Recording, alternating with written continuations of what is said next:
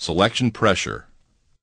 The increased prevalence and dissemination of resistance is an outcome of natural selection and should be viewed as an expected phenomenon of the Darwinian biological principle of survival of the fittest.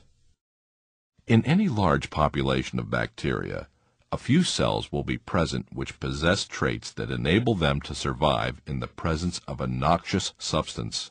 In this case, the ability to fend off the action of the antimicrobial. Susceptible organisms, those lacking the advantageous trait, will be eliminated, leaving the remaining resistant populations behind. With long-term antimicrobial use in a given environment, the bacterial communities will change dramatically, with more resistant organisms increasing in proportion.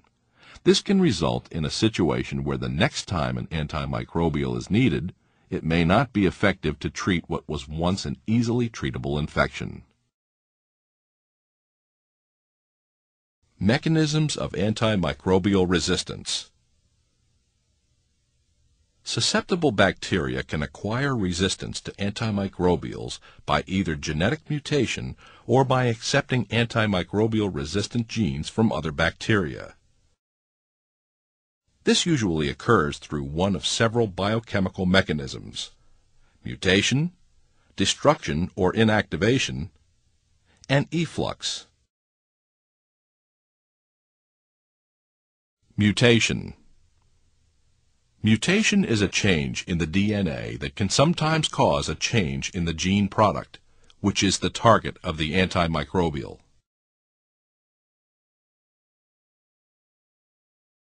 When a susceptible bacterium comes into contact with a therapeutic concentration of antimicrobials like fluoroquinolones, the antimicrobial can bind to specific enzymes, in this case DNA gyrase.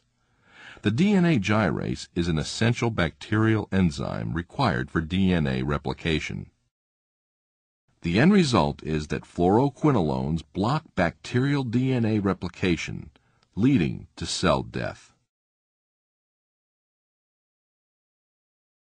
However, when spontaneous mutations occur in specific areas of the genes encoding these enzymes, antimicrobials no longer bind efficiently. This allows the bacterium to continue DNA replication. Destruction or inactivation.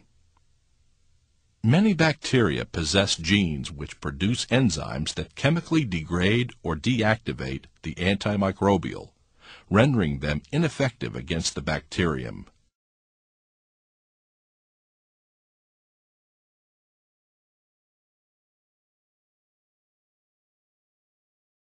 Here, the antimicrobial is either degraded or modified by enzymatic activity before it can reach the target site and damage the bacterial cell.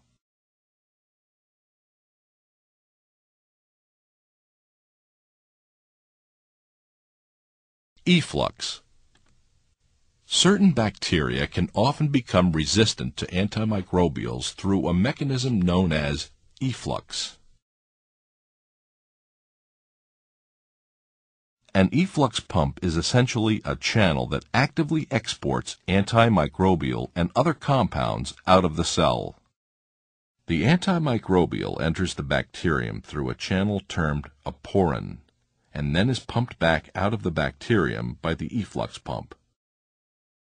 By actively pumping out antimicrobials, the efflux pumps prevent the intracellular accumulation necessary to exert their lethal activity inside the cell.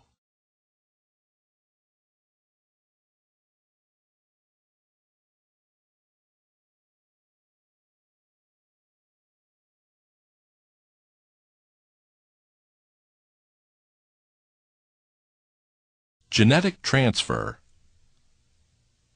Genetic material can be transferred between bacteria by several means, most often by conjugation, transformation, and transduction. Conjugation. Conjugation is mediated by a particular kind of circular DNA called a plasmid, which replicates independently of the chromosome.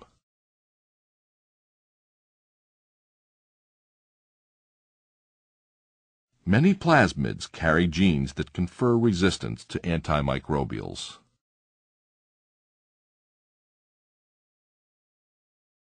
When two cells are in close proximity to each other, a hollow bridge-like structure, known as a pilus, forms between two cells.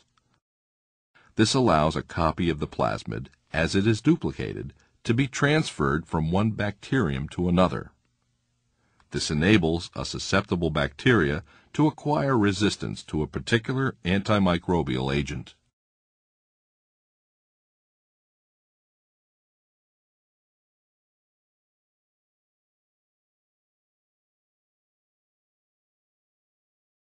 Transformation.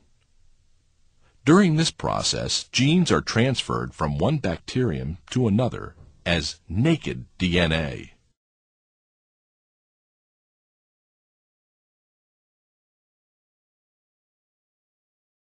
When cells die and break apart, DNA can be released into the surrounding environment. Other bacteria in close proximity can scavenge this free-floating DNA and incorporate it into their own DNA. This DNA may contain advantageous genes, such as antimicrobial resistant genes, and benefit the recipient cell. Transduction. In this process, bacterial DNA is transferred from one bacterium to another inside a virus that infects bacteria. These viruses are called bacteriophages or phage. When a phage infects a bacterium, it essentially takes over the bacteria's genetic processes to produce more phage. During this process, bacterial DNA may inadvertently be incorporated into the new phage DNA. Upon bacterial death and lysis, or breaking apart, these new phage go on to infect other bacteria. This brings along genes from the previously infected bacterium.